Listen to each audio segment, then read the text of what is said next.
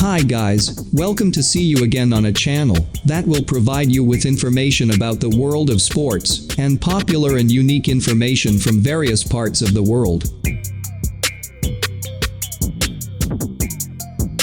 MMA has been on the rise lately, both on television and through big names like Khabib Nurmagomedov or Connor McGregor.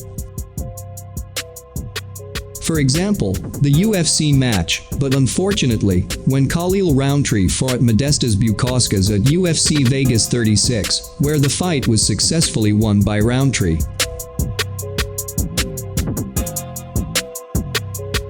However, it turned out that the end of the match was controversial. Not because of his victory, but because of one of the kicks used by Rountree to beat Bukauskas. Then, why the kick was controversial, even though technically the kick was legal and not forbidden. Before we continue, please press the subscribe button for those who haven't, and activate the bell button, so you don't miss the latest updates from QINIMA. The main card match at UFC Vegas 36, held on Sunday 5 August 2021. Featured two light heavyweight fighters, namely Khalil Rountree Jr. versus Modestas Bukauskas. In the early rounds, Rountree was able to make good shots, even Bukauskas' nose looked crooked and bleeding. But in fact, it did not make Bukauskas back down in the slightest, until finally arriving in the second round.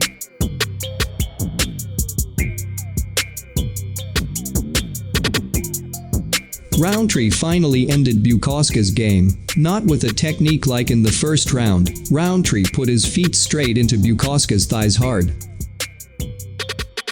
As a result of the leg thrust, Bukauskas' leg bent in an abnormal direction, then fell and was unable to continue the fight. As a result of this incident, there was a heated discussion in the UFC and many felt that this kick should be banned immediately. Technically, this kick is called an oblique kick, or some people call it a straight kick to the knee. This kick is done by pushing straight towards the opponent's knee from the side, front or inside of the opponent's knee. The heat of this controversial kick is very natural, because this kick can make a fighter's career end faster. The function of the oblique kick itself is to push the opponent back, so that the opponent is difficult to approach, but there are other, more severe effects, namely damage to one's knee due to receiving too much weight from this kick. David Abbasi, an orthopedic doctor who has worked with MMA fighters for a long time, said the kick hits the area near the knee, and releases a lot of energy. The knee will not be able to withstand a strong attack, and will end up with a serious injury, said MMA Junkie. The oblique kick itself can cause the ACL to stretch, damage the center of the knee, and tear the ligaments. As a result, the injured fighter required orthopedic surgery, and had to rest for a long time. In addition to the level of damage generated, this kick is also very difficult to anticipate. That's because this kick is straightforward. As a result, the opponent can't even predict and anticipate whether it will be a down kick or an up kick. Unlike the low kick or high kick, where the opponent is able to capture the transformation of the movement so that it is able to respond as quickly as possible.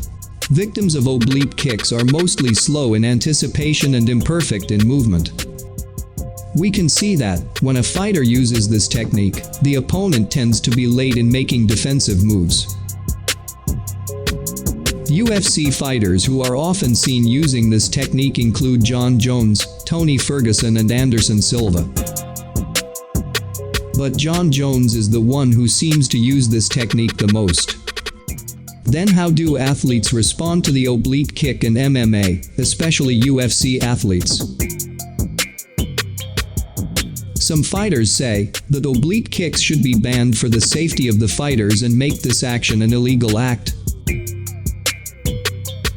But it turns out that not a few fighters agree with this kick and consider it legitimate to be used in the octagon.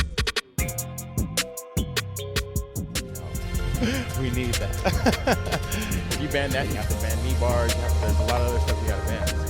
I don't think that they should be banned. I think that should be allowed. The way I understood it before, that was illegal. I see the last couple of fights, many people get injured from these kicks, you know? This is fighting. Anything goes, you know? What was it, UFC 1, you could grab the nuts, do anything you want? Come on now, it's fighting. It is what it is. In his own personal social media, Bukauskas stated that he was in the wrong for not anticipating it properly.